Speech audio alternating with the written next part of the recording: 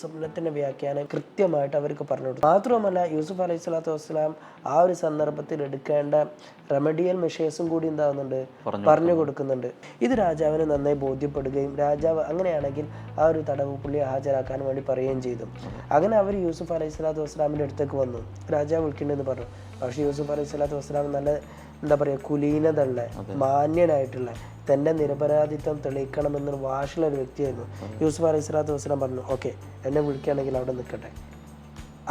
എന്നെ ഈ ജയിലിലടക്കാൻ കാരണമായിട്ടുള്ള കുറച്ച് സ്ത്രീകളുണ്ടല്ലോ, സുലേഖ, പിന്നെ അവരുടെ കൂട്ടുകാരികൾ, അവരോടൊക്കെ പോയിട്ട് ചോദിച്ച് മനസ്സിലാക്കിയിട്ട് എൻ്റെ നിരപരാധിത്വം ബോധ്യപ്പെട്ടതിന് ശേഷം മാത്രം എന്താക്കിയാൽ മതി, എന്നെ മോചിപ്പിച്ചാൽ മതി. അല്ലെങ്കിൽ ഈ നബി സല്ലല്ലാഹു അലൈഹി വസല്ലം തന്നെ പറയുന്നുണ്ട്, വലോ ലബിത്ത ഫിസിജിന് മാ ലബിത്ത യൂസുഫ് ലഅജബ്തു ദായി. അഥവാ യൂസുഫ് അലൈഹി സ്വലാത്തു വസ്സലാം ജീവിച്ച അത്രയും കാലം ഞാൻ ഉണ്ടായിരുന്നെങ്കിൽ ഞാൻ ചോദിച്ചാൽ എന്താക്കായിരുന്നു, ഞാൻ അപ്പം തന്നെ അവരുടെ കൂടെ പോവുമായിരുന്നു. പക്ഷേ യൂസുഫ് അലൈഹി സ്വലാത്തു വസ്സലാം അതിന് തയ്യാറായിട്ടില്ല. യൂസുഫ് അലൈഹി സ്വലാത്തു വസ്സലാം നിരസിക്കുകയാണ് ചെയ്തത്.